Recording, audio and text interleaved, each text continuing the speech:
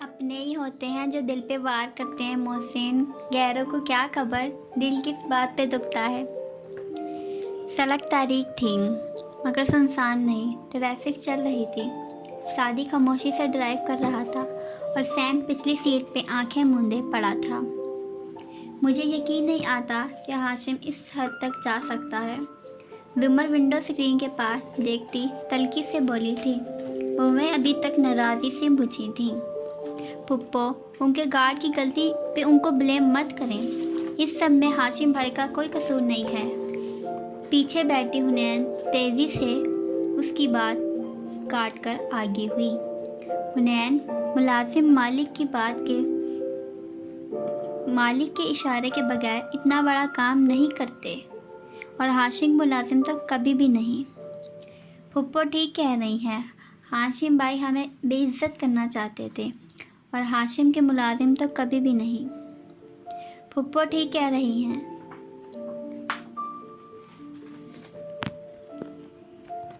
Saadi نے کہتے ہوئے کار رکھی۔ میرا ریسٹورنٹ جانے کا دل نہیں ہے سعدی، کچھ ٹیک اوور کر لیتے ہیں۔ زمر اکتائی ہوئی بول رہی تھی۔ سعدی نے اس بات میں سر ہلاتے ہوئے حنین کو اشارہ کیا کہ وہ پچھلی سیٹ پہ پڑے، اس کے کوٹ سے والیٹ نکال دے۔ ادھر حنین نے کوٹ اٹھایا، ادھر زمر نے پرس کھولا۔ پھپھو، میں دے رہا ہوں۔ ہنا، والیٹ دو میرا۔ آپ کے سعدی کو درستی سے کہنا پڑا کیونکہ حنین والیٹ نہیں دے رہی تھی۔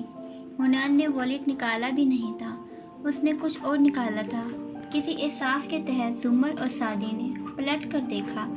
وہ 2 انگلیوں میں جگمگاتا نیکلیس اٹھائے حیرت سے دیکھ رہی تھی۔ زمر کی نگاہیں وہیں ٹھہر گئیں، سانس رک گیا، اور سعدی کو تو اپنے ارد گرد ہر آواز آنا بند ہو چکی تھی۔ یہ کوٹ میں تھا۔ حنین نے الجھن اور پریشانی سے ان دونوں کو دیکھا۔ یہ مسز کاردار کا ہے، میں اسے پہچانتی ہوں، سرد آواز میں وہ بولی، اور انہی برفیلی نظروں سے سعدی کو دیکھا۔ یہ ادھر کیسے؟ اور تب ہی حیران اور پریشان سعدی یوسف نے چونک کر زمر کے تاثرات دیکھے۔ نہیں پھپھو، آپ غلط سمجھ رہی ہیں۔ سعدی، گاڑی چلاؤ۔ وہ سیدھی ہو گئی، چہرہ بالکل سپاٹ تھا۔ پھپھو، آپ کو لگتا ہے کہ میں نے چرایا ہے؟ میں چور ہوں؟ ہکا بکا سعدی تو جیسے دل ہی ٹوٹ گیا تھا۔ سعدی، گاڑی چلاؤ۔ یہ ہاشم نے مجھ پہ پلان کیا ہے، اس نے مجھ پہ سیٹ اپ کیا ہے۔ میں آپ کو سب بتاؤں گا، مگر مجھ پہ اعتبار تو کریں۔ اعتبار؟ زمر نے دکھی نگاہوں سے اسے دیکھا۔ اور اگر وہاں تمہاری تلاشی لی جاتی اور یہ تمہارے پاس سے نکلتا تو کیا میں اس شہر میں کسی کو منہ دکھانے کے قابل رہتی سعدی؟ میں نے تمہیں یہ سب نہیں سکھایا تھا، تم وہ سعدی نہیں ہو جس کو میں جانتی تھی۔ سعدی نے بے بسی سے اسٹیئرنگ پہ ماتھا مارا۔ میں نے اگر یہ چرایا ہوتا تو کیا کوٹ اتار کر یوں پھینک دیتا؟ میں ایسا کیسے کر سکتا ہوں؟ بھائی چوری نہیں کر سکتے، کبھی بھی نہیں۔ یہ کسی نے بھائی کی جیب میں ڈالا ہوگا۔ حنین نے مزید برداشت نہیں کیا تھا۔ کسی نے نہیں، ہاشم نے۔ یہ سب اس کا ہی کیا دھرا ہے۔ سعدی، مجھے گھر ڈراپ کر دو، ابھی اور اسی وقت۔ وہ رخ موڑ کر شیشے کے پار دیکھنے لگی۔ کیا مطلب کہ آپ کو ڈراپ کر دوں؟ آپ مجھے اتنے کرائسس میں یوں چھوڑ کر نہیں جا سکتی زمر۔ جذبات کی انتہا تھی کہ اس کے لبوں سے زمر نکلا۔ وہ جو 21 برس زمر رہی تھی، وہ پچھلے 4 سال کی سرد مہری کی دیوار کے بعد پھپھو بنی تھی۔ اس کو یہ لفظ چابک کی طرح لگا۔ بہت تڑپ کر اس نے سلگتی نظروں سے سعدی کا چہرہ دیکھا۔ اور میرے کرائسس میں تم میرے ساتھ تھے۔ یہ تو ایک چوری ہے، تم اچھا وکیل کر لو تو دنیا کی کسی بھی عدالت میں خود کو بے گناہ ثابت کروا لو گے۔ یہ کرائسس نہیں ہے، کرائسس وہ تھے جس میں تم مجھے چھوڑ کر گئے تھے۔ تمہیں پتہ ہے سعدی، جب کسی کی کمر چیر کر گردہ نکالا جائے تو کیسی تکلیف ہوتی ہے؟ تم کبھی بھی وہ تکلیف نہیں سمجھ سکتے، اور بات کرتے ہو کرائسس کی۔ سعدی بالکل ٹھنڈا پڑ گیا۔ حنین کو لگا وہ نیلا پڑ جائے گا، مگر وہ نہیں پڑا۔ ہر زہر نیلا نہیں کرتا۔ آپ نے آج ہی کہہ دیا۔ زمر نے سر جھٹک کر رخ موڑ لیا۔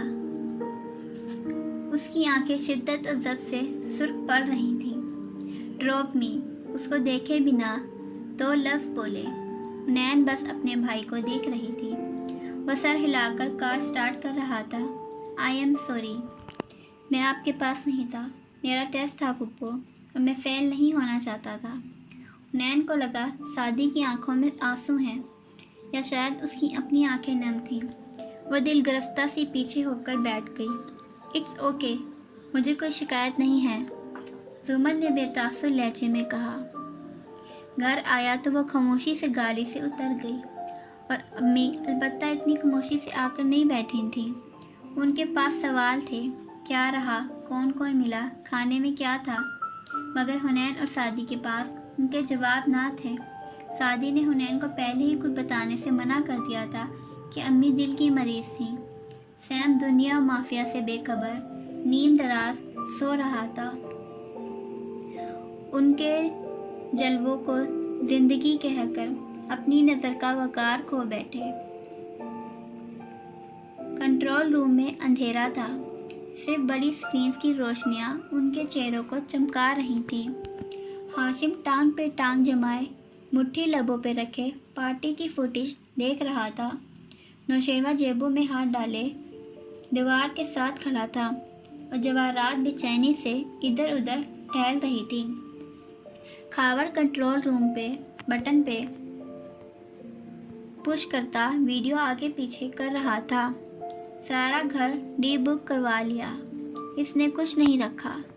मैं तो ये समझने से कासिर हूँ कि तुम्हारी पूरी फौज की मौजूदगी में वो हाशिम के कमरे में दाखिल कैसे हुआ। वो जब्त खोकर खावर पे बरस पड़ी। उसने कुछ नहीं रखा, वो कुछ लेकर गया है।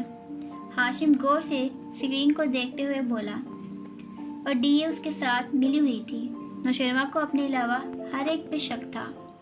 नामुमकिन। फिर एकदम शाह हाशिम सीधा हुआ। उसे पीछे करो। खावर ने रिवाइंड किया। केक टेबल पे शेरिंग केक काट रही थी। फिर उसने सोनिया की प्लेट से दिल निकाल कर एक डिश पे रखा। अब वो फियोना से कुछ कह रही थी। फिर फियोना डिश उठाए सादी के टेबल तक गई। नजरों के तबादले, हाशिम के लब भींच गए। ये एक दूसरे को जानते हैं। जवाहरात को हैरत हुई, हालांकि वो उसके सामने कई दफ़ा मिले थे। वो इतने साल मेरी बीवी रही है और सादी फारिस का भांजा है। वो यकीनन एक दूसरे को जानते हैं। हाशिम उकता कर बोला। निगाहें अभी तक उन पे थीं। इस दिल पे सोनिया लिखा हुआ था ना, उसने ये सादी को क्यों भिजवाया? यूं ही मेहमान नवाजी कर रही होगी। नौशेरवा ने हमायत करने की सही की। जवाहरात ने खामोशी से उसे घूरा। वो चुप हो गया। हाशिम एकदम उठा और तेज़ी से बाहर निकल गया। बामुश्किल 1 मिनट बाद वो उसी तरह वापस आया। खावर बाहर आओ, तहक्कुम से कहा तो खावर फ़ौरन बाहर निकल गया। मेरा लैपटॉप बाहर क्यों निकला पड़ा है? किसने निकाला था? फिर उसने चौंक कर नौशेरवा को देखा। तुम्हें मेरा पासवर्ड क्यों चाहिए था? वो शहरी के हनीमून की पिक्चर, तुमने उसके सामने मेरा पासवर्ड डाला। गैज़ो गज़ब से गुराता हुआ उसके सर पे पहुंचा। नौशेरवा ने नासमझी से उसे देखा। जी, मगर इस मतलब परस्त औरत के पास सब तस्वीरें हैं। उसने तुम्हें इस्तेमाल किया मेरा पासवर्ड लेने के लिए, और ये तुम्हारी शहरी ने इस घटिया आदमी को मेरा पासवर्ड दे दिया। ये वह हज़ियानी अंदाज में चलाता स्टीन की तरफ इशारा कर रहा था। नहीं, शहरी ऐसा नहीं कर सकती। नौशेरवा शौक था। तुम्हें क्या लगता है क्यों छोड़ा था मैंने उसे? वो एक मतलब परस्त औरत है, मक्कार और खुदगर्ज। उसने शादी के लिए तुम्हें इस्तेमाल किया और उसने पता नहीं मेरा कंप्यूटर खोलकर क्या क्या देखा होगा। हाशिम का सर चिकरा गया। शहरी ऐसा नहीं कर सकती भाई, आपको बकवास बंद करो। हाशिम ने उसे गिरबान से पकड़कर दीवार से लगाया और सुर्ख पड़ती आंखें उसकी शिशद आंखों में गोया गाड़ कर बोला, मैंने अगर किसी चीज़ को इग्नोर किया है तो इसलिए कि शायद तुम्हें खुद ही अकल आ जाए। वो तुमसे शादी करे या किसी से भी, मुझे उससे फ़र्क नहीं पड़ता, लेकिन अच्छा होगा कि तुम खुद उस बेवकूफ़ों की जन्नत से बाहर निकल आओ। झटके से इसने दम बखुद खड़े नौशेरवा का गिरबान छोड़ा, फिर बालों में हाथ फेरता चलता हुआ खुद को पुरसुकून करने लगा। जवाहरात अपनी जगह सख्त खड़ी थी। वो जानती है तुम उसे पसंद करते हो। अब कि वो बोला तो लहजा निस्बतन नरम था, और वो इतनी खुदगर्ज है कि तुम्हें धोखा देने में उसने लम्हा नहीं लगाया, और वो भी इस शादी के लिए। पता नहीं उसने 13-14 मिनट में क्या क्या देखा होगा। वो थक हार कर कुर्सी पे बैठ गया। तुमने इतने अहम डॉक्यूमेंट्स लैपटॉप में क्यों रखे थे? अच्छा, अब मैं अपनी रगों से खून भी निकाल लूँ इस डर से कि खंजर ना खोप दे। और बहुत कम डॉक्यूमेंट्स हैं लैपटॉप में, और वो भी सिक्योरिटी की तहों में। नौशेरवा नजरें झुकाए खड़ा था। उसे यकीन आ गया था, इसीलिए इसे यकीन नहीं आ रहा था। जवाहरात ने उसकी कोहनी को नरमी से छुआ। इस सब में तुम्हारा कसूर नहीं है। 10-15 मिनट में वो कुछ भी नहीं पढ़ सकता। हाशिम ने सर उठाकर उसे देखा। ये तुम्हारी गलती नहीं है शेरू, जाओ जाकर सो जाओ। और रही शहरीन, तो तुम उससे कोई रिश्ता जोड़ना चाहते हो तो जोड़ लो, मुझे कोई एतराज़ नहीं। बहुत सोच समझ कर करना, जो भी करना। जाओ, शाबाश, आराम करो। वो बड़े भाई से बाप बनने में देर नहीं लगाता था। सॉरी भाई, उसने निगाहें मिलाए बगैर शेरू ने बहुत सी बातों की माजरत की, एक साथ की, और कमरे से बाहर निकल गया। जवाहरात हैरान नज़रों से हाशिम को देख रही थी। आपको क्या लगा था मैं नहीं जानता? मुझे ये लग रहा था कि शायद मैं ही तुम्हें नहीं जानती। वह सते हुए चेहरे के साथ मुस्कुराई, फिर उसके कंधे पे हाथ रखकर दबाया।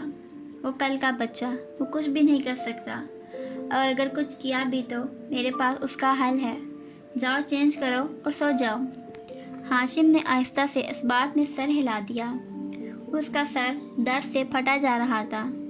तुम हिसाब दोगे सादी? सब ने हाथ मिलाए, यहाँ तीरगी के साथ। कितना बड़ा मजाक हुआ, रोशनी के साथ। इतवार को सिवाय सूरज के सब कुछ ही सुस्ती से तिलू हुआ था। जुमर फजर के बाद सोई तो फिर देर से उठी, और उसकी आंखें अभी तक सुर्ख थीं। घुंघरियाले बाल हाथों से समेटते वो सिरहाने पड़े फ़ोन की तरफ मुतवज्जा हुई, जो बजे जा रहा था। गहरी सांस लेकर उसने कॉल ले ली। कहिए हाशिम।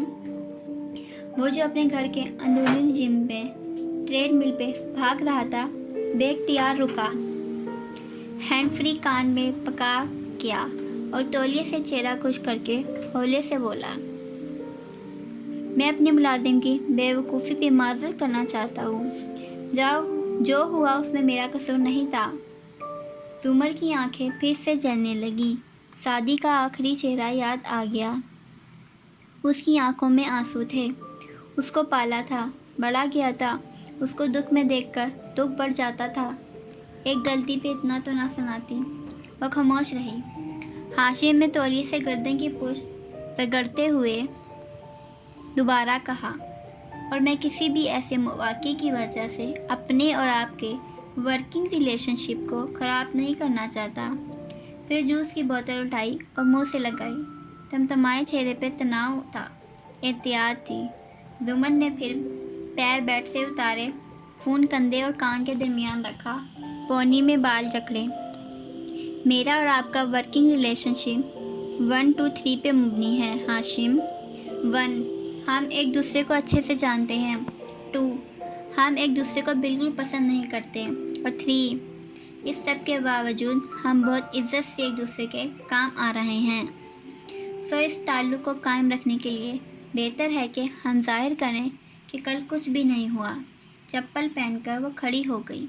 दुरुस्त। वो ज़रा सा मुस्कुराया। मिसेस जवाहरात का नेकलेस मिल गया? उसने ज़रा ठहर कर पूछा, और हाशिम की आंखों में बहुत कुछ समझती हुई मुस्कुराहट उतरी। मेरी तरफ से वह नेकलेस जहन्नुम में चला जाए। गुड। जुमर ने फ़ोन बंद किया तो वह मुस्कुराते हुए मुड़ा। नौशेरवा जिम में दाखिल हो रहा था। वो रात वाले लिबास में था, बिखरा, मुज़महिल, जबकि टी शर्ट और ट्राउज़र में मलबूस। हाशिम को देखकर लगता था कि वो एक पुरसुकून नींद के बाद जागा है। بھائی مجھے معاف کر دیں، یہ سب میری وجہ سے ہوا ہے۔ وہ قریب آیا تو اس کا سر جھکا ہوا تھا۔ ہاشم نے ہینڈ فری کان سے نکالتے ہوئے نرمی سے اسے دیکھا۔ اس میں تمہارا کوئی قصور نہیں ہے، شہری نے تمہیں استعمال کیا ہے۔ یہ نام سن کر نوشیروان کی آنکھوں میں ملال ابھرا۔ اس کی چوٹ صدمے سے غم کے مرحلے میں داخل ہو چکی تھی۔ اس سے اگلا مرحلہ غصہ اور پھر انتقام تھا۔ وہ مجھے یوں ایکسپلائٹ کرے گی، میں نے کبھی نہیں سوچا تھا۔ وہ ایک دن میں جمع تنظیم کے سیگے سے واحد غیر تنظیم پہ گرا دی گئی تھی۔ یہ بات تمہیں مجھ سے نہیں اس سے کہنی چاہیے۔ میں سونیا کو ڈراپ کرنے ادھر جا رہا ہوں، چینج کرو اور میرے ساتھ آؤ۔ ہاشم نے اس کا کندھا تھپکا۔ اس نے چہرہ اٹھا کر بڑے بھائی کو شکوہ کناں نظروں سے دیکھا۔ اور وہ سعدی، اس کی کیا سزا ہوگی؟ اس کی سزا شروع ہو چکی ہے، وہ پکڑا گیا ہے۔ زمر نے نیکلس اس کی جیب سے برآمد کر لیا ہے، ابھی کال کی تھی اس کو۔ ڈی اے ڈسٹرکٹ اٹارنی نے خود بتایا؟ وہ حیران ہوا۔ اس کے لہجے نے بتایا۔ اس نے خود نیکلس کا پوچھا۔ اس کی آواز میں سے پتہ چل رہا تھا کہ سعدی اپنا اعتماد کھو چکا ہے۔ تیار ہو جاؤ۔ نوشیروان کے چانے کو تھپتھپا کر وہ آگے بڑھ گیا۔ ادھر زمر کے گھر میں صداقت بڑے ابا کی چائے کے لیے ان کے کمرے تک آیا تو دیکھا وہ فون پہ بات کر رہے تھے۔ چہرہ جھکا تھا اور آواز تھکی تھکی سی لگتی تھی۔ صداقت چائے رکھ کے خاموشی سے چلا گیا۔ ادھر وہ فون پہ کہہ رہے تھے، کیا واقعی ایسا ہوا؟ تم لمحے بھر کے لیے یہاں سے دور واقع چھوٹے باغیچے والے گھر میں آؤ تو لانج میں حنین صوفے پہ بیٹھی فون کان سے لگائے برہمی سے کہہ رہی تھی، ابا، زمر پھپھو نے بھائی کی بہت انسلٹ کی، ان کو اس کا حق نہیں تھا۔ اور نیکلس آیا کہاں سے؟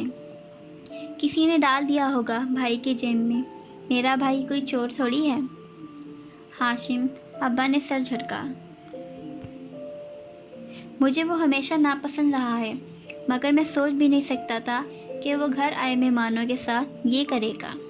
ہاشم بھائی کا اس میں کوئی قصور نہیں ہے، وہ ترنت سے بولی تھی۔ زمر پھپھو کا قصور ہے، وہ فارس ماموں کی رہائی کا بدلہ بھائی سے لے رہی ہیں۔